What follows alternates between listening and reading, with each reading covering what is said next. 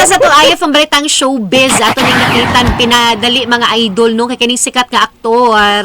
Sumapa rin niya nga dili wala siya pangandoy. Dili niya pangandoy nga sa tibok niyang kinabuhi nga siya magartista mga idol. Man mag-Facebook man sa gitag pagpanarbaho idol murag importante nga atong mindset ito forever drang dapita idol importante nga mo explore tag other opportunities.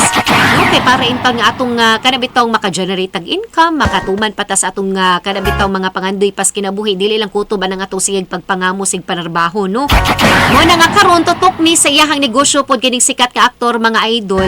Iya suma palagi niya nga kanang ang iyahang gyud kay para pod sa ang kaugalingon ug para pod sa iyahang pamilya mga idol. Suma palagi niya nga hinaot pa kuno iyahang pangandoy nga siguro next year or puhon-puhon nga mamahimo siyang malampuson nga businessman. Mao ni ang nagibutyag dinhi sa usa ka interview ni ining usa ka entertainment portal mga idol. Ug sumapa niya nga ang iya jung gihugutan siya mga pangandoy mga idol kani jud labaw sa tanan ang iyahag yung pamilya. Number 1 kuno na nga iyag yung kaagapay sa tanang panahon. Kay mo lagi ni kung kita magunahon mga idol murag di kita forever mga mo diring dapitan no. Importante sige gimangita tagpamaagi kada bitong mo fulfill sa atong kaugalingon nga mga dreams dili lang kutob lang tas pagpanarbaho pero something nga kada bitong naghatag sa ginyog kalipay. So ato paginaot nga again matuman ni iyahang pangandoy nga mamahimong successful businessman pohon. Ato nag-reveal Idol Kenny wanay lain pa ang ex ni Idol Kenny nga si Daniel Padilla.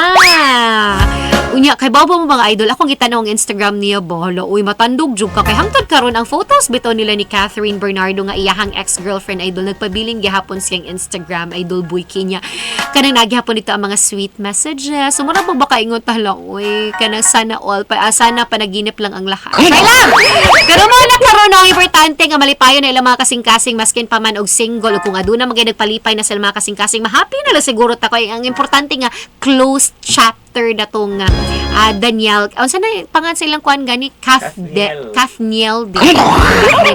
Sorry. Pero wala siya mga idol. Sumapalagi ni Daniel Padilla nga mao ni ang iyahang pangandoy nga mamahimong malampuson nga businessman labi na nga karon nga 30 anyos na kuno siya.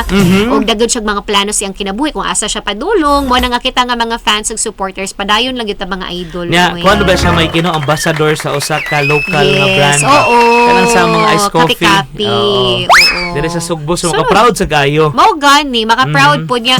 Ang atuwa lang gyud no nga kanabitong total kanang happy naman sila, peaceful naman ni sila idol boy kino. So let's just continue to support their craft. Wow. Char.